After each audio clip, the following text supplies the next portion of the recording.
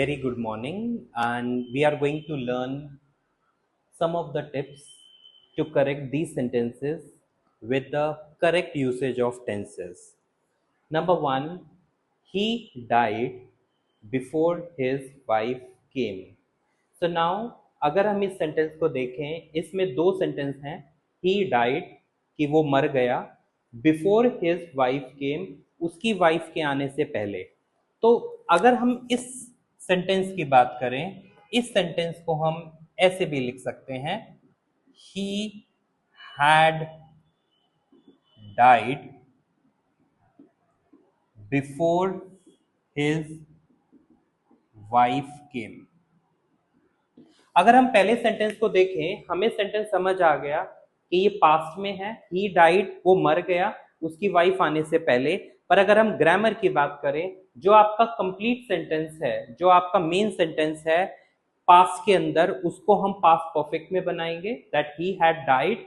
और जो incomplete sentence है, that we use in past simple tense, this is the conditional.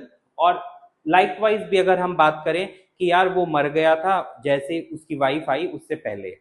तो जब हम इस तरह के सेंटेंस यूज करते हैं तो complete one we make according to the past tense, past perfect, and this one would be your past simple. Next number two, I am reading this book for last 10 days. अब यहां पर हम बात करें आई am reading, और यहां पर हम टाइम की भी बात कर रहे हैं. जब भी टाइम की बात होती है तो वो प्रेजेंट कॉन्टिन्यूस नहीं होता है, वो आपका होता है प्रेजेंट परफेक्ट कॉन्टिन्यूस, जिसके अंदर हम यूज करते हैं हैज बीन और हैव बीन. अब यहां पर आई की बात आ रही है, आई के साथ हैव आता है. So the correct sentence is I have been reading this book for last 10 days. अब अगर हम रोजमर्रा में बात करें तो हम इस तरह से सुनते हैं कि आई am reading this book for 10 days. समझ आ गया कि आप 10 दिनों से ये बुक पढ़ रहे हैं, पर ग्रामेटिकली आपका ये सेंटेंस गलत है, क्योंकि जब टाइम आता है तो वो आपका प्रेजेंट परफेक्ट कॉन्टिन्यूस होता है. जब टाइम नहीं होता है, सिंपली अगर मुझे बोलना है कि मैं किताब पढ़ रहा हूं, the English of this sentence is I am reading a book. ये प्रेजेंट कॉन्टिन्यूस है, पर अगर समय जुड़ गया तो वो आपका प्रेजेंट परफेक्ट कॉन्टिन्यूस बन गया.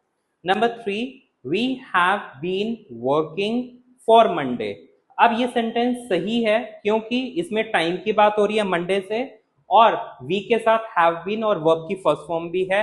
But there is mistake of this word जो कि for है. for की जगह हमारा since आता है. जब भी हम कोई साल का नाम, कोई महीने का नाम, हफ्ते का नाम यूज करते हैं तो उसके साथ हम since लगाते हैं, ना कि for. So the correct sentence is we have been working since Monday. Number 4, he had gone to Goa last night. जब भी हम एक सेंटेंस पास्ट में यूज करते हैं तो उसमें सेंस वाइज हम पास्ट परफेक्ट न लगाकर हम सिंपली ये भी बोल सकते हैं he went to Goa last night. That sounds better rather than he had gone. अब हम पहले सेंटेंस में बात करें, हमने यहाँ पर हैड डाइट लगाया, क्यों? पास्ट के अंदर बात हो रही है and couple of sentences are there. But अगर हमें एक ही सेंटेंस बोलना है, we prefer past simple tense.